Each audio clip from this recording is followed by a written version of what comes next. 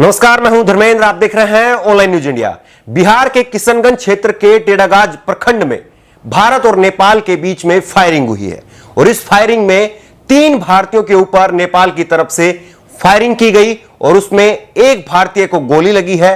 भारतीय को अभी हॉस्पिटल के अंदर एडमिट कराया गया है, जहां पर उसकी हालत गंभीर बनी हुई है। आपको बता दें कि ये तीनों व्यक्ति जितेंद्र कुमार सिंह, गुलशन कुमार और अंकित, ये तीनों अपने मवेशियों को ढूंढने के लिए गए थे, लेकिन वहां पर भारत नेपाल की सीमा के बीच में नो मैंस बॉर्डर है। वहां पर नो मैंस बॉर्डर में जैसे ही ये दाखिल होते हैं, नेपाल की सेना की तरफ से ताबड़तोड़ फायरिंग इनके ऊपर कर दी जाती है और फायरिंग के अंदर जितेंद्र को गोली लगती है और गोली लगने के बाद में उसको पूर्णिया के हॉस्पिटल में एडमिट कराया गया है, जहां पर उसकी हालत गंभीर बनी हुई है। इससे पहले भी जून के महीने में भी नेपाल की तरफ से फायरिंग की गई थी, जिसमें 4 व्यक्तियों के ऊपर फायरिंग की गई थी। एक व्यक्ति की उस वक्त मौत हो गई थी और एक व्यक्ति को नेपाल की पुलिस अपने साथ पकड़ करके ले गई थी और उसको बुरी तरह से मारा पीटा था। अब यह दूसरी घटना है जिसमें नेपाल की तरफ से फायरिंग की गई है। इस फायरिंग में 3 लोगों पर फायरिंग हुई है और एक व्यक्ति की हालत गंभीर है, वो हॉस्पिटल के अंदर एडमिट है। बात दरअसल यह है कि नेपाल के साथ में हमारे रिश्ते लगातार खराब होते जा रहे हैं। इससे पहले नेपाल हमारे क्षेत्र को, काला पानी और लिपू लेक हमारे जो क्षेत्र हैं, उनको अपने नक्शे में शामिल कर चुका है।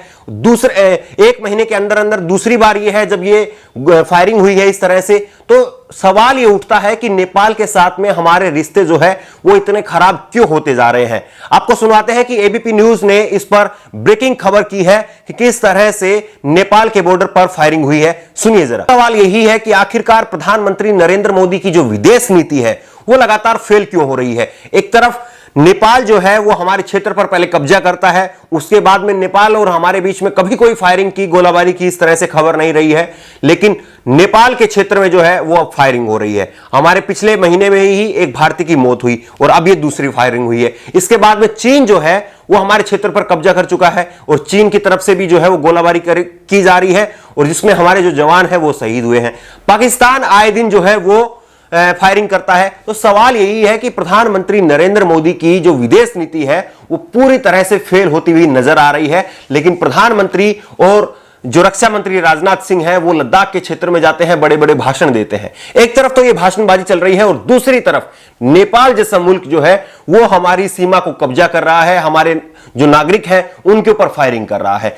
चीन जो है वो हमारे क्षेत्र पर कब्जा कर चुका है। तो ऐसे में सवाल ये उठता है कि प्रधानमंत्री नरेंद्र मोदी की विदेश नीति आखिरकार कहां है। विदेश नीति प्रधानमंत्री नरेंद्र मोदी की पूरी तरह से विफल हो गई है, यह साफ तौर पर नजर आ रहा है। सवाल ये उठता है कि चीन ने हमारे 20 जवान शहीद किए गलवान घाटी में, लेकिन अभी तक हम चीन पर कोई बड़ी कार्रवाई नहीं कर पाए हैं।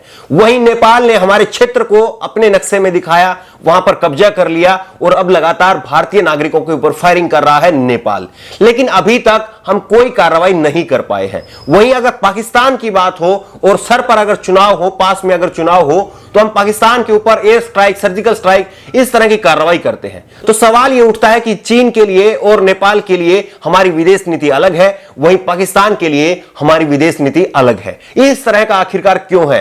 क्यों जो जवान नेपाल बॉर्डर पर या चीन बॉर्डर पर जो शहीद होते हैं वो जवान हमारे देश के नहीं है क्या? और जो जवान पाकिस्तान बॉर्डर पर शहीद होते हैं क्या फिर वही हमारे जवान हैं? ऐसा नहीं है, बल्कि इस तरह से देखा जाता है इसको और इस तरह की खबरें जो है वो चलती है कि पाकिस्तान पर कार्रवाई करके एक अंधभक्तों की टोली है, एक वोट बैंक है जो कि खुश हो जाता है और उसी को खुश करने के लिए पाकिस्तान के ऊपर कार्रवाई की जाती है। वहीं अगर नेपाल की बात आती है, चीन की बात आती है, तो सरकार का रवैया जो है वो दूसरा नजर आता है। जाहिर तौर पर कोई भी मुल्क, चाहे वो पाकिस्तान हो, चाहे वो बांग्लादेश हो, चाहे वो नेपाल हो, चाहे वो चीन हो, चाहे वो श्रीलंका हो, कोई भी मुल्क अगर हमारे देश की सीमा के अंदर घुसता है और कोई भी नापाक हरकत करता है तो उसके ऊपर कार्रवाई की जानी चाहिए।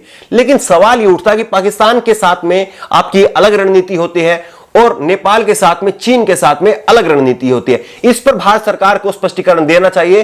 क्या सिर्फ सरकार जो है वो कुछ वोट बैंक को जो है वो सुरक्षित रखने के लिए और एक अपने अंधभक्तों की जो टोली है उसको सुरक्षित रखने के लिए ही सिर्फ कार्रवाई करती है, और जहां पर जवाबी कार्रवाई होनी चाहिए अभी तक हमने नेपाल पर कोई कार्रवाई नहीं की है। उसने हमारे क्षेत्र को जो है वो कब्जा कर लिया है। और एक मजेदार बात यह है कि जब भी चीन की तरफ से जो हमारे ऊपर कोई आक्रमण होता है, गलवान में हमारे जब 20 जवान शहीद कर दिए, तो भारत सरकार ने निर्णय लिया ऐप डिलीट करने का। 59 ऐप हमने डिलीट किए। वहीं पर नेपाल की तरफ से जब नेपाल के प्रधानमंत्री ने एक गैर जिम्मेदाराना बयान दिया प्रभु श्री राम को लेकर के, तब हमने क्या किया, हम नेपालियों को पकड़ पकड़ करके उनका मुंडन करने लगे। हमने आपको खबर दिखाई थी कि किस तरह से प्रधानमंत्री नरेंद्र मोदी के क्षेत्र में एक नेपाली व्यक्ति को, घाट किनारे गुजर रहे एक नेपाली सामान्य व्यक्ति को पकड़ करके उसका मुंडन किया जाता है और उसके सिर पर जय श्री राम लिखा जाता है। तो सवाल यह है कि चीन अगर हमारे साथ में कोई हरकत करेगा तो हम उसके ऐप डिलीट कर देंगे, और अगर नेपाल अगर कोई हरकत करेगा तो हम नेपाल के नागरिकों को पकड़ पकड़ करके उनका मुंडन करके उनके सर पर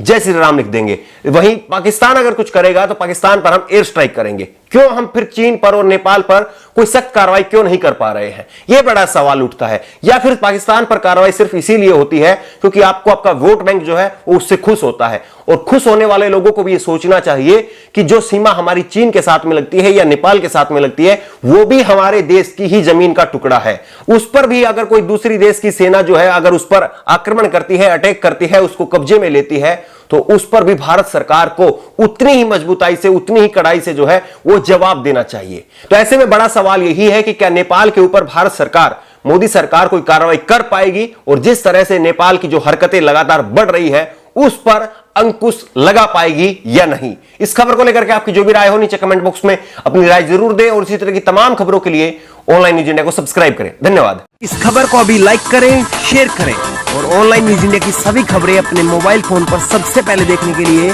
अभी चैनल को सब्सक्राइब करें और घंटी जरूर दबाएं।